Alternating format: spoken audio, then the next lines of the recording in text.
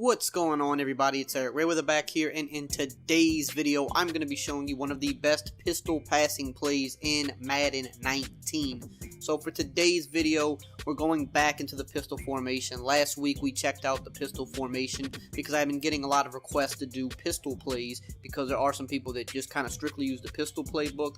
So again, today we're actually back in the Saints playbook in the pistol bunch tight end. Also can be found in the Cardinals playbook and of course in the pistol playbook if you use that. So last week we broke down one of the best, or really the best pistol pass play in my opinion, the cross drag. I'll link to that in the description and in the pinned comment below. If you scroll to the comment section, it'll be the first comment you'll see.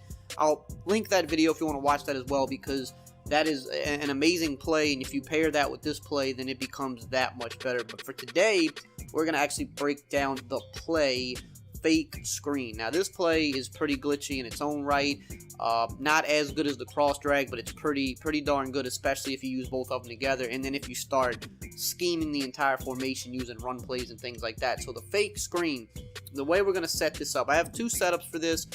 One that works versus all coverages, and then one that's just like a special cover 2 setup, which we'll get to a little bit later in the video. So first thing you want to do, you want to come out and you want to max protect, which is LB or L1 up on the right stick. That's going to block the running back and the tight end. We're going to go ahead and put the tight end on a drag after this, but by max protecting, that doesn't count as a hot route, so that allows us to make our adjustments a little bit faster because we don't need the running back on a route here. So you max protect, you put the tight end A on a drag, and then the X receiver, the outside guy, we're going to put him on a streak.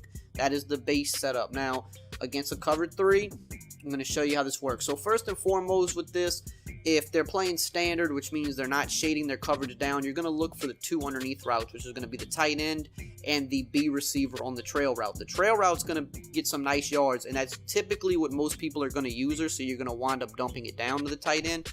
But just to show you, if they do not use the trail, you have it over the middle, and of course we're just getting screamed at by the line. It wouldn't let me throw there because it's, you know, practice mode, so that means the defensive line has to be absolutely relentless and not let us get a pass off. So we're going to try again. So you see here, right over the middle, you throw this. He's going to always have a window to hit this route. If your opponent does not user it, it is going to be open every time, and it's going to be even more open in some other coverages we're going to show.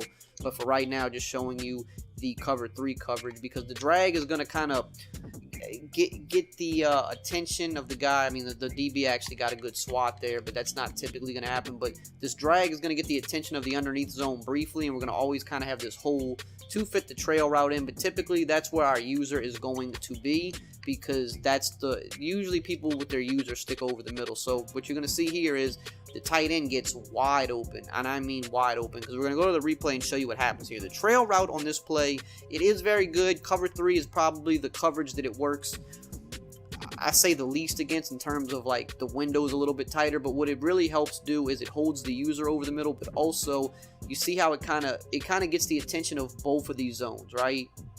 Like both of these zones pay attention to it and allows us to dump down to the drag. And you can see here also on the outside, you also have the ability to pass lead this wheel route to the sideline where Michael Thomas is, which will show you that right now. So basically that's really what the trail route does for you. It is a route that you can hit, but it also helps open up other routes on this play. You see how that zone bails out with the trail route. So you see that against cover 3, you actually have a lot bigger I guess you could say fish to fry on this play. You have bigger routes you can hit. You saw how many yards we got with the drag, and again you see the wheel route is wide open, because what else is happening here is the deep zone is bailing out with the streak on the play, which is Traquan Smith right here. So you can see that this deep zone, Marcus Peters is running with this all day, and it's just leaving this outside vulnerable. And this little curl flat, again, he's trying to match Ted Ginn's route.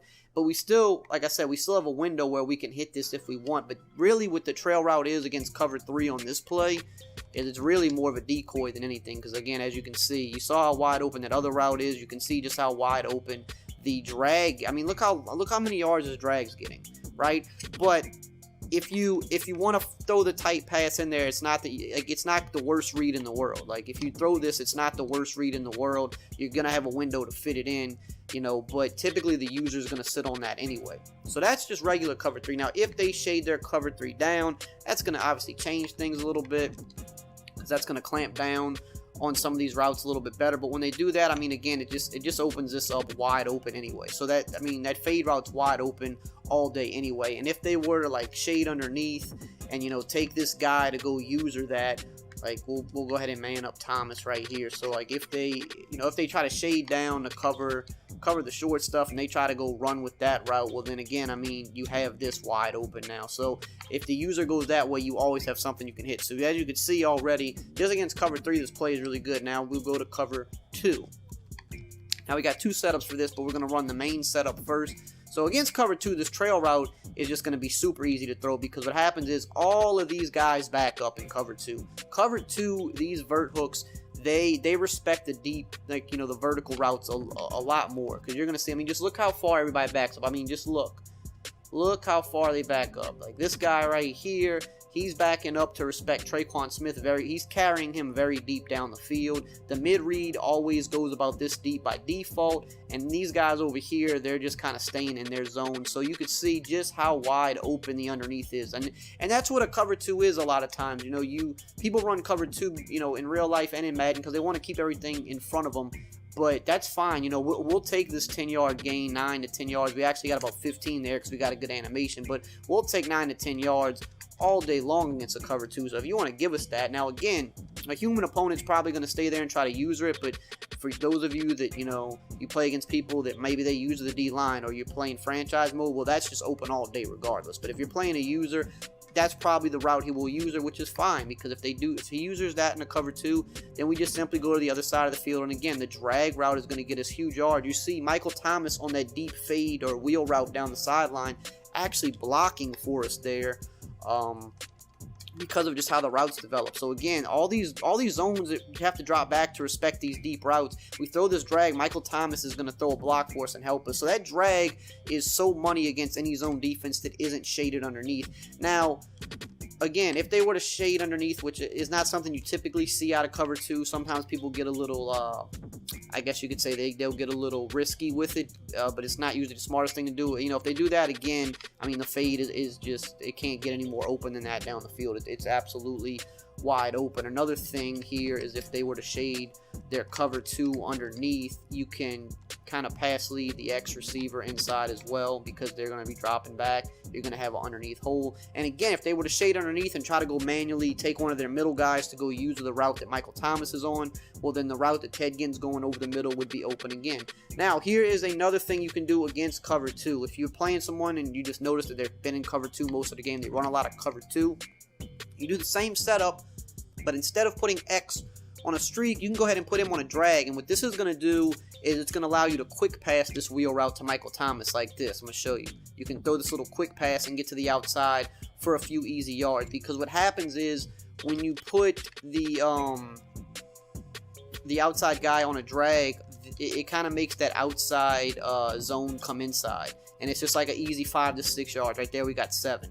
Because what happens every time, it doesn't matter who the cornerback is, doesn't matter how good he is, what he's going to do in a cover 2 is, because this outside guy is in a drag, he's going to bite inside just a little bit. He's going to favor inside, and you see just right here, he starts kind of backtracking, but it's too late. Michael Thomas already has the outside edge, and we just throw a bullet pass, we catch it, and like I said, we get a quick 7 yards. Very, very simple. And it doesn't matter if they are pressed or whatever, no matter how close they are, it's still going to work. He's going to bite inside just momentarily. As you can see, he bites inside. We throw the quick pass, and I mean, that time we got almost 9 yards. Now, the only thing with this is if they do shade underneath, right? If they shade underneath, you can't throw it. It's only for cloud flats, which most people play cloud flats and they play cover 2, but you'll know right away if you can throw it or not, because you'll see him come inside, and that's how you know you can throw it. If he's in a hard flat, he's going to immediately like shoot outside. We can see that we can't throw it, and then again we just wait for him to pass, and then we get the bigger gain. So that's something else you could do against cover 2. Now let's look at man defense with this play, the regular setup, which is the drag and streak X. So obviously man coverage, the B route is going to absolutely cook man. We got sacked there, but you can just see, we'll go to the replay here. I mean, we got completely shedded by the D line. I mean, look at this. Like Aaron Donald shedded, and then he fell over Mark Ingram, and then got like a glitchy animation. Like, what is this? What is this, EA? Look at this. What is this? That don't even make sense. But nonetheless, I mean, Ted Ginn had this is a touchdown. I mean, he's got Mark Barron cooked, because typically there's going to be a linebacker on this guy, and he's just, I mean, that's a touchdown. He's got no shot there. It's honestly filthy how open those routes get against man this year. So obviously you have that, and then you're going to have this little fade route is going to get open too. You want to put you're probably your best route runner here, and your second best route runner where Ted Ginn is. The route that Ginn's on is pretty much going to get open regardless, but I would still put my second best route runner there, speedy guy there. But your best route runner you want where Y is, because again, if you run man, I mean, you don't even need a great route runner to get the separation, but it does help. And you can just see he's cooking that. I mean, that's a huge play against man every time. And of course, you do have the drag. It just kind of depends on the release that he gets. Like here, the cornerback's playing decent on him, but we still had, it's cornerback on a tight end, so he's going to play that a little bit better. But you see we still got like 4 yards on it. But if they play man, the other two routes is what you want to focus on. And if they use the B route, you go to the Y route. I mean, it's really just up to you which one you want to hit. I mean, as you can see, this is all day, and then you just outrun them and you score a touchdown. So this play, I mean, it can just destroy a lot of coverages. It's a really glitchy play, and like I said, if you paired with the other play that I broke down last week, link in the description and in the comments, those two plays together can be really tough to stop. So I hope you enjoyed these couple pistol videos that I've done lately. If you want to see more, definitely let me know below. But that's going to be all for today. I hope you guys enjoyed this video and found it helpful. If you did, as always, just drop a like, comment, subscribe, and I'll see you guys next time.